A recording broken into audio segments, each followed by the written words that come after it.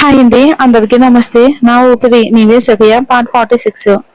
ఇప్పుడు కావేరి చేతిలో డబ్బు బాగా చేరడంతో తను మరింత ధైర్యంగా మొండిగా తయారైంది. ఇలాంటి నీచమైన పనులు చేయడానికైనా అస్సలు వెనుకాడదు. సరే అయితే ఇంకా ఖాయం అంటూ నవనీత తలూపి కావేరితో కలిసి పనిచేయడానికి ఒప్పుకుంది. శుక్రవారం ఉదయం అంజలికు బన్నీ టీచర్ నుండి ఒక మెసేజ్ వచ్చింది. ఈ రోజు మధ్యాహ్నం 2 గంటలకు కుటుంబ కార్యక్రమం మొదలవుతుంది. తల్లిదండ్రులందరూ సమయానికి హాజరవ్వాలని ఆశిస్తున్నాము.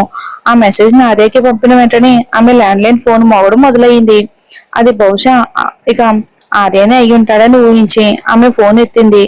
హలో, సరిగ్గా మధ్యాహ్నం 1 గంటకు పార్కింగ్ లాట్ లో నన్ను కలవండి. అంజలి సరేనని జవాబిచ్చేలోపే అటువైపు నుండి ఒక మగాడి ఆకర్షణీయమైన గొంతు వినిపించి ఫోన్ ఆగిపోయింది. ఆర్య ఫోన్ పెట్టేశాక అంజలికి మాటలు రాలేదు. కుటుంబ కార్యక్రమాలలో బన్నీ తండ్రిగా నటించడానికి ఆర్యని అనుమతించిన తన నిర్ణయానికి చింతించడం మొదలుపెట్టింది. నా అంతగా నేనే తలనొప్పి కొని తెచ్చుకున్నాను కదా, దీనికి బదులు నిఖిల్ని అడిగితే బాగుండేది. కుటుంబ కార్యక్రమాల్లో ఎలాంటి ఆటలు ఉంటాయో తెలియక మరీ ఎక్కువగా ఒకరితో ఒకరు కలిసి పాల్గొనే ఆటలు కాకుండా మామూలుగా అయితే బాగుందని ఆమె మనసులోనే దేవుణ్ణి కోరుకుంది. ఇక మధ్యాహ్నం సమయం 1 గంట అవగానే అంజలి తన సంచి తీసుకుని లిఫ్ట్ లోకి వెళ్ళింది. అదే సమయంలో అంజలిని గమనిస్తున్న మాయ ఆమె వెనక్కి వేగంగా వచ్చి నవ్వుతూ అడిగింది, బయటికి వెళ్తున్నారా అంజలి గారు అని. అవును, కొంచెం పని మీద వెళ్ళాలి. తర్వాత అంజలి కింద ఉన్న మొదటి అంతస్తు బటన్ నొక్కింది. ఇక మాయ మొదటి అంతస్తులో దిగిపోయి పక్కనే ఉన్న మెట్ల దారి నుండి అంజలి వెనక్కి వేగంగా పరిగెత్తింది. ఆమె కిందకి వెళ్లే దారిలో అంజలి ఆర్య గారి సొంతగారు ఎక్కడం చూసింది. వెంటనే మాయ కళ్ళు పెద్దవయ్యాయి. పని వేళలో అంజలి మళ్ళీ ఆర్య గారితో డేట్కి వెళ్తుందా? వీళ్ళు ఏమైనా హోటల్కి వెళ్తున్నారా ఏంటి? ఆమె వెంటనే తన ఫోన్ తీసి తను చూసింది కావేరికి చెప్పేసింది. జరిగిన విషయం తెలుసుకున్న కావేరికి పిచ్చి పట్టినంత కోపం వచ్చింది. అంటే అంజలి నిజంగానే పని అని సాకు చెప్పి ఆర్యతో డేట్కి వెళ్తుందన్నమాట. ఎంత మోసగత్తే! ఇప్పుడు నాకు నిజంగా తెలిసింది. ఆర్య మెడ మీద ఆ ముద్దు మచ్చ ఖచ్చితంగా ఇదే కావాలని పెట్టిందని. ఆర్య బయటకు కోరికలు లేనట్టు కనిపించినా అంజలి రహస్యంగా అతని కోరికలు తీరుస్తుందన్నమాట. ఎంత నీచమైనది! నా ముందు ఆర్యని విమర్శిస్తూ నా వెనుకే రకరకాల తంత్రాలు పన్ని అతన్ని మాయలో పడగొట్టడానికి ప్రయత్నిస్తుందా? ఇంతలో కిండర్ గార్డెన్ కి వెళ్లి దారిలో బన్నీ తండ్రిగా నటించడానికి ఆర్యని అనుమతించడం ఎంత పిచ్చి పను అని అంజలికి అనిపించడం మొదలైంది. మీరు రాకపోతేనే మంచిదేమో, నేను టీచర్కి నచ్చ చెప్తాను. ఆమె అతని వైపుకు తిరిగి అతను తనతో రావటం వలన అతని పేరు చెడగొట్టడం తనకి ఇష్టం లేదని సూచించింది. అయినప్పటికీ ఆర్య ముందుగా చూస్తూ దృఢంగా అన్నాడు, నేను బన్నీకి వస్తానని మాట ఇచ్చాను. మీరు పనుల్లో బిజీగా ఉండటం వలన రాలేకపోయారని నేను బన్నీకి చెప్తాను. బన్నీకి క్షమించే గుణం కలవాడు కాబట్టి మీ మీద కోపం తెచ్చుకోడు. మిమ్మల్ని బతిమాలుతున్నాను. ఆర్య, దయచేసి మీరు రావద్దు. అంజలి అతని వైపుకే బ్రతిమలాడి చూపులు చూసింది. ఏమైంది? నేనొస్తే నీకు పరువు తక్కువగా ఉందా? ఆర్య ఆమె వైపుకు తిరిగి చూశాడు. అయితే ఇది ఎవరు పరువు గురించిన విషయం కాదు. ఈ విషయం ఎవరికైనా తెలిస్తే తను సమాధానం చెప్పలేననే ఉద్దేశంతోని అంజలి ఆర్య బన్నీ తండ్రికి నటించడం ఇష్టపడడం లేదు. నేను నిజంగానే చెప్తున్నాను ఆర్య గారు, మీరు నిజంగా రాకూడదు. మీరు రాకపోతే నేను మీకు మంచి భోజనం పెట్టిస్తాను. కాదు కాదు, రోజంతా మీకు భోజనం వడ్డిస్తాను. సరేనా? ఆమె ఆర్యాని ఒప్పించడానికి తన వంతు ప్రయత్నం చేస్తుంది. కానీ అతను కదలకుండా స్థిరంగా ఉన్నాడు. నేను వెళ్తున్నాను. అయితే మీరు వెళ్లకుండా ఉండాలి అంటే నేను మీకేం చేయాలి? అంజలి అతనితో బేరమాడడానికి ప్రయత్నించింది. నువ్వు నన్ను ఇప్పుడే పెళ్లి చేసుకుంటే నేను వెళ్ళను. ఆర్య ఆమె వైపుకు తిరిగి ఆలోచిస్తూ జవాబిచ్చాడు. అంజలి అతనికి మాటలు రానట్టుగా ఒక చూపు విసిరింది. ఇక అది అసాధ్యం.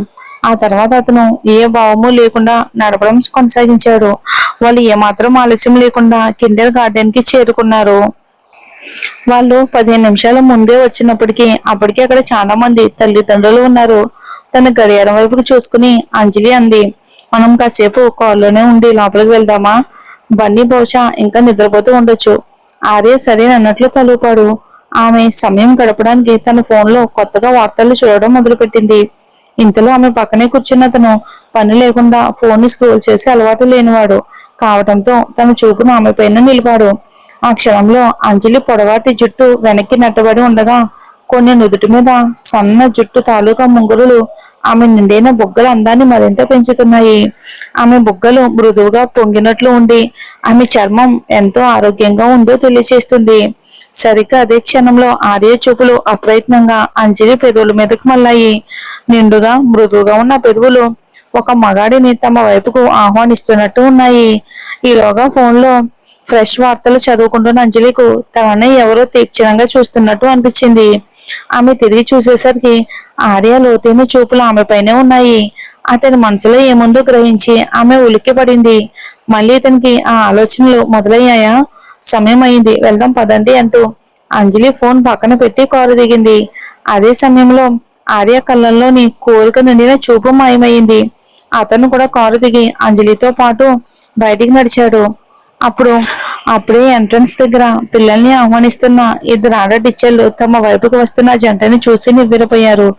అంజలి పక్కనే నడుస్తున్న ఆ వ్యక్తిలో గర్వం, ఘనమైన ప్రభావం ఉట్టుపడుతున్నాయి.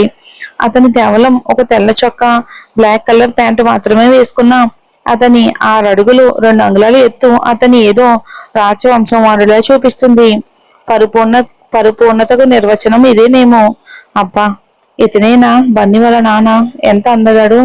అంజలి గారు, ఈయనేనా బన్నీ వాళ్ళ నాన్నగారు అని ఒక టీచర్ ఆసక్తిగా అడిగింది.